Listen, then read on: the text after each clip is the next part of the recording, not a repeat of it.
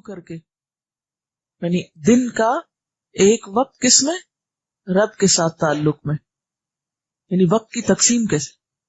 یعنی اس وقت جو بات میں کر رہی ہوں وہ کیا ہے دراصل کہ ہم اپنے وقت کو بہترین طریقے سے کس طرح گزاریں. اس کے لیے کیا ضروری ہے کہ وقت کو بہترین طریقے پر گزارنے کی پلاننگ کریں. اس پلاننگ کے لیے رہنمائی کہاں سے لیں؟ نبی صلی اللہ علیہ وسلم کی ذات سے. آپ نے وقت کی پلاننگ کرنا کس طرح سکھائی؟ ایک عقل مند انسان کی پہچان کیا بتائی؟ کہ اس کی زندگی میں کچھ گھڑیاں ایسی ہوں کہ جب وہ اپنے رب سے باتیں کرے، جیسے نماز ہے، جیسے قرآن ہے، قرآن کی تلاوت، اللہ کا کلام ہے، جیسے دعا ہے، براہ راست اللہ تعالیٰ سے ایک تعلق ہے، اس سے مانگا جا رہا ہے. اور اسی طرح انسان کی جو کیفیات ہیں، انسان کے اوپر جو مشکلات آتی ہیں، ان سب میں اللہ تعالیٰ سے ایک خاص طرح کا رجوع کرنا اور اس سے اپنے احساسات یا اپنے خیالات کو شیئر کرنا اور اللہ تعالیٰ کو اپنی رودات سنانا. پھر فرمایا کہ عقل مند شخص کو ایک گھڑی ایسی گزارنی چاہیے جبکہ وہ اپنی ذات کا محاسبہ کرے، اپنا احتساب، جیسے قرآن پاک میں آتا ہے وَلْتَنْظُرْ نَفْسٌ مَا قَدَّمَتْ لِغَدٍ. اپنے احتساب میں کیا سوچا جائے کہ میں اپنی کل کے لیے کیا کر رہا ہوں. آج کے لیے تم بہت کچھ کر رہے ہیں، کل سے مراد یہاں آخرت. یعنی احتساب میں یا احتساب نفس میں نمبر 1 سوال کہ اپنی کل کے لیے کیا کر رہا ہوں، اپنی آخرت کے سنوارنے کے لیے کیا کر رہا ہوں. کیونکہ دنیا کیا ہے؟ آخرت کی کھیتی ہے. جو یہاں کریں گے وہ کل کاٹنا پڑے گا. کیونکہ بہت سے لوگ بڑے بڑے کارنامے کرتے رہتے ہیں اور وہ سمجھتے ہیں، مطمئن ہوتے ہیں کہ بہت اچھا کر رہے ہیں، لیکن قرآن میں ان کے بارے میں کیا فرمایا گیا؟ قُلْ هَلْ نُنَبِّئُكُمْ بِالْأَخْسَرِينَ أَعْمَالًا الَّذِينَ ضَلَّ سَعْيُهُمْ فِي الْحَيَاةِ الدُّنْيَا وَهُمْ يَحْسَبُونَ أَنَّهُمْ يُحْسِنُونَ صُنْعًا. کیا ہم بتائیں تم کو کہ اعمال کے اعتبار سے سب سے زیادہ خسارے میں کون ہے؟ وہ لوگ کہ جن کی ساری کوششیں دنیا کی زندگی میں گم ہو کے رہتی، وہ سب کچھ صرف آج کے لیے کرتے ہیں، کل کو بھولے ہوئے ہیں. اور اس کے ساتھ یہ مشکل کہ وَهُمْ يَحْسَبُونَ، وہ یہ سمجھتے ہیں أَنَّهُمْ يُحْسِنُونَ صُنْعًا کہ وہ بہت اچھے کام کر رہے ہیں.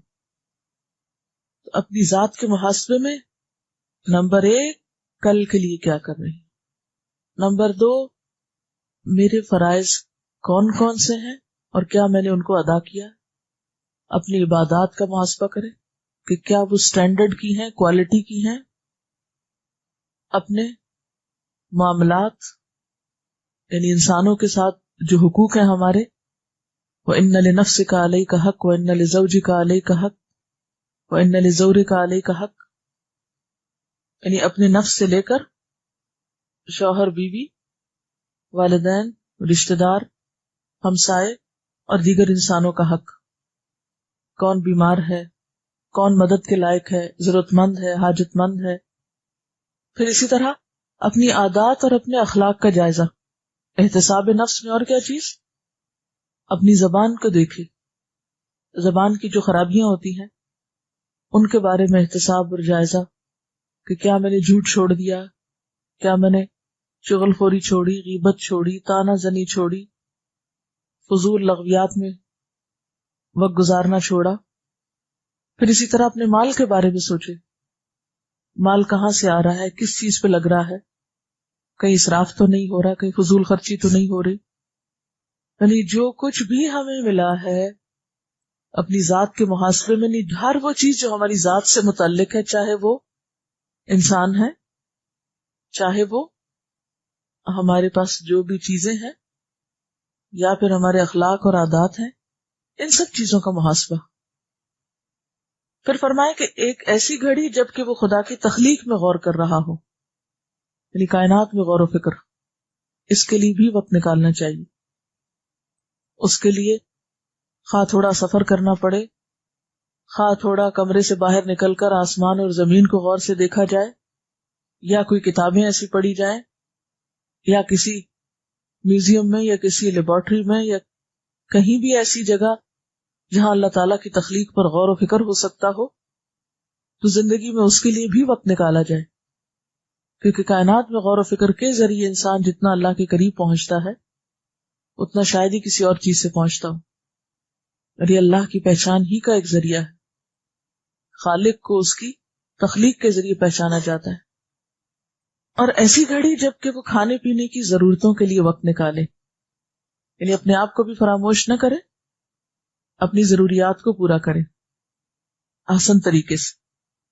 اتنا سونا کہ جس سے کام میں بہتری آئے، سستی اور کاہلی نہیں، اتنا کھانا کہ جس سے طاقت آئے، نشاط آئے، سستی نہیں، اسی طرح نہانا دھونا، پرسنل ہائیجین، ان سب چیزوں کو عبادت سمجھ کے کرے۔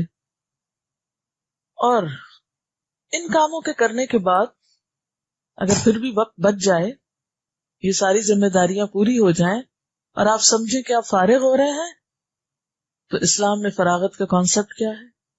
وَإِذَا فَرَغْتَ فَانْصَبْ وَإِلَىٰ رَبِّكَ فَارْغَب۔ ہمارے دین میں فراغت نام کی کوئی چیز نہیں کہ اب میں فارغ ہوں۔ مومن فارغ نہیں ہوتا کبھی بھی۔ فارغ ہونے کا دوسرا مطلب کیا ہے؟ وقت ضائع کرنا، وقت کا بیجا استعمال۔ اگر ایسا وقت ہو کہ جس میں آپ ایکٹیولی کوئی کام نہ کر پا رہے ہوں تو اس صورت میں بھی آپ کیا کر سکتے ہیں؟ ذکر الہی کر سکتے ہیں۔ آپ کا اپنا کام ختم ہو گیا، آپ کسی اور کی مدد کر سکتے ہیں۔ آپ کے اپنے ٹارگٹ اچیو ہو گئے، آپ کے اپنے ایمز میں آپ کامیاب ہو گئے، تو اب آپ کیا کریں؟ دوسروں کی طرف نظر ڈالیں۔ اگرچہ روٹین میں آپ دوسروں کی مدد کرتے بھی ہیں، لیکن اس سے زیادہ پہ چلے جائیں، اپنے رب کی عبادت میں اور کثرت کریں۔ فَإِذَا فَرَغْتَ فَانْصَبْ، پھر سے تھکائیں خود کو۔ وَإِلَىٰ رَبِّكَ فَارْغَب، اپنے رب کی طرف رغبت کریں، اس کی طرف رجوع کریں۔ عموماً جب ہمارے پاس کوئی کام نہیں ہوتا تو ہم بور ہونے لگتے ہیں، پھر ہم اپنے لیے اوٹ پٹانگ مشغلے ڈھونڈتے ہیں جس سے نہ اپنی ذات کو کوئی فائدہ ہوتا ہے، نہ انسانوں کو کوئی فائدہ ہوتا ہے، بیکار کے کام کرنے لگتے ہیں۔ تو زندگی کم تر درجے کے کام کرنے کے لیے نہیں، ہیرے جواہرات سے آپ یا ہیرے جواہرات کے بدلے میں آپ بیکار سنگریزے اور پتھر نہیں لیتے، وہ نہیں خریدتے۔ کبھی آپ ایسا نہیں کریں گے کہ سونا دے کر مٹی خریدیں، تو وقت تو سونے سے بھی قیمتی، اس کو لگائیں ایسے کاموں میں جس کا نہ دنیا میں کوئی فائدہ ہو نہ آخرت میں کوئی فائدہ ہو، تو اس سے زیادہ خسارے کا یا نقصان کا سودا اور کوئی نہیں ہو سکتا۔ تو گویا ہمیں وقت کو صرف استعمال نہیں کرنا، صرف اچھے کاموں میں نہیں، یعنی بہتر سے بہترین میں، اعلیٰ ترین میں، اور اس کے لیے کچھ بھی قربان کرنا پڑے، کچھ بھی لگانا پڑے، مال و دولت، ہیرے جواہرات، کچھ بھی دے کر بہترین کام کر سکے تو بہترین کے لیے وقت نکالیں۔ اس کے لیے ایک چھوٹی سی مثال ہے۔ امام بخاری کے ایک استاد تھے، ایک دفعہ ان لکھتے لکھتے ان کا قلم ٹوٹ گیا، تو انہوں نے آواز لگائی، کوئی مجھے نیا قلم 1 دینار میں دے دے۔ اور دینار بہت بڑی رقم تھی ایک قلم کے لیے۔ مثلا یہ ایسے ہی جیسے کوئی کہے کوئی مجھے 1000 روپے میں پین دے دے، تو لوگوں نے قلموں کی بارش کر دی۔ ہر ایک تجارت کا موقع ہاتھ آیا تو انہوں نے فوراً لیا بہترین قلم اسی وقت، تاکہ ان کے وقت کا ایک لمحہ ضائع نہ ہو، کیونکہ ان کے نزدیک 1 دینار کی کوئی قیمت نہ تھی اس وقت کے مقابلے میں جسے وہ استعمال کرنا چاہتے۔ بعض اوقات ہمارا حال کیا تھا، سستی چیزیں خریدنے کے لیے سارا دن بازاروں میں خالی کر کے وقت ضائع کرتے، نہیں یہاں سے یہ سستا نہیں، بھاؤ تاؤ کرنے میں، جھگڑے کرنے میں، ادھر نہیں، اس مارکیٹ چلتے ہیں، اس نے حالانکہ بعض اوقات اتنا ہی کرایہ لگا کے وہ پیسے پورے کر دیتے ہیں، صرف دل کی تسلی کہ یہ چیز یہاں 2 روپے سستی اور 2 روپے مہنگی۔ پھر اسی طرح بعض لوگوں کے پاس درہم و دینار نہیں ہوتے تھے کہ وہ کتابیں خرید سکیں یا اعلیٰ قلم خرید سکیں، تو وہ کیا کرتے تھے، کرائے پہ کتاب فروشوں کی دکان لے کر ساری رات کتابیں پڑھتے تھے۔ مثلا جاہز کے بارے میں آتا ہے کہ وہ بک سیلرز کی دکان کو رات بھر کے لیے کرائے پہ لے لیتے تھے، میں تمہیں اتنے پیسے دوں گا، یہ 1 رات مجھے اس میں رہنے دو۔ دن میں تو نہیں رہ سکتے کیونکہ خرید و فروخت ہو رہی ہوتی تھی، تو رات بھر اس میں رہ کے کرائے پر پوری رات کتابیں پڑھتے تھے، کیونکہ ان کے نزدیک علم کی قدر و قیمت تھی، کیونکہ وہ سب خرید نہیں سکتے تھے، تو انہوں نے یہ حل نکالا۔ ابن رشد کا نام آپ نے سنا ہوگا۔ ابن رشد کے بارے میں آتا ہے کہ وہ اپنی زندگی میں جو شعوری زندگی تھی اس میں صرف 2 راتوں